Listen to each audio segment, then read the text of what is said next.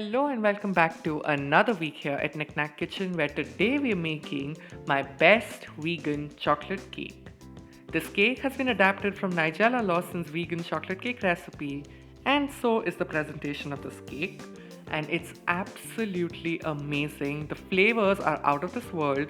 The texture is so perfect, you'll never be able to tell that it's eggless. And with all that being said, let's just dive into this video and see how we make this.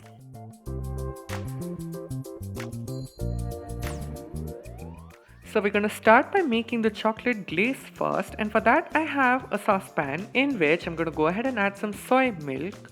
To that we're going to go ahead and add some brown sugar and some cocoa powder, and I do always like to add a little bit of coffee in everything which involves chocolate. So now we're just going to stir this all together. Now I'm using sweetened soy milk. I'm using chocolate flavored soy milk for extra flavor. In case you're using regular soy milk, you might just need to add a little more cocoa powder. It's all to your taste and preference. So now we're going to go ahead and add some coconut butter and then heat this on the stove top until all of the coconut butter is melted.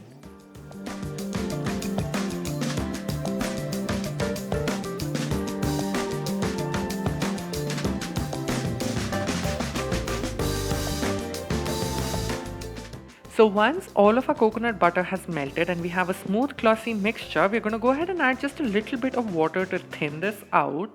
It's a little murky because I used the same container which had the soy milk. I just didn't want to waste any remnant of that soy milk. And now that the mixture is loosened just a little bit and it has come up to the heat, you can see some bubbles, we're going to go ahead and add our dark chocolate. So I'm using 55% dark chocolate over here. We're going to mix this until all of the chocolate has melted.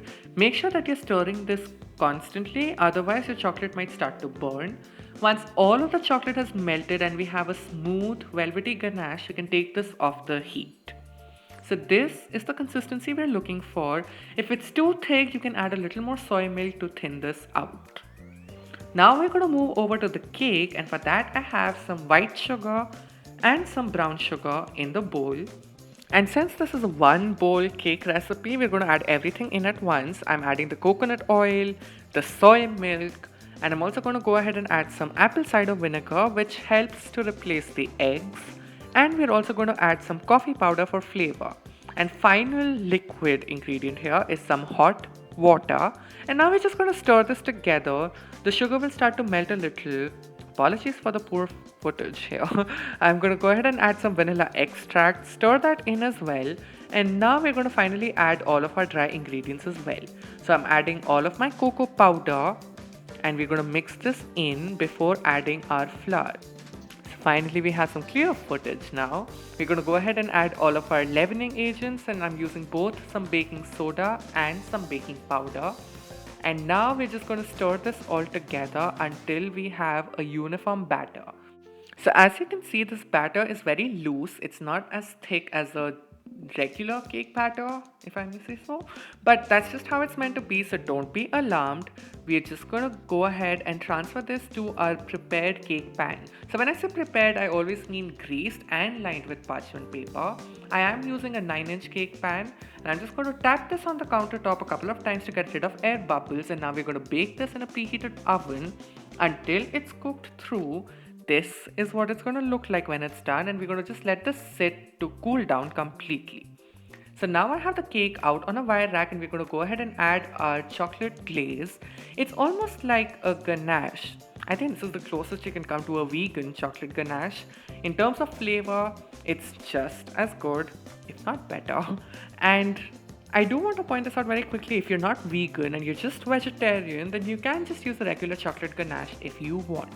So once we smoothen this out completely, we're going to take this out on our serving plate. And for the final adornments, I have some dried rose petals, and I've scattered them on the top of the cake and a little on the sides of the plate as well. And the final adornment is some ground pistachios, and I just believe that this adds so much character to this cake. It looks so luxurious and very eccentric, if I may say so, about a cake. So here you have my most amazing vegan chocolate cake, and I think its presentation speaks for itself. It's super luxurious, super elegant, and absolutely divine. So without wasting any more time, I'm just going to very quickly cut a piece of this cake so I can treat myself to a bite. And I really hope that you give this recipe a try. It is so delicious, you'll never be able to tell that it is a vegan chocolate cake. So even if you're not vegan, do go for this cake. With all that being said, I hope you enjoyed this video, and if you did, then please do give a like, do share and subscribe to the channel if you haven't already. And as always, thank you so very much for watching, and I'm gonna see you next week.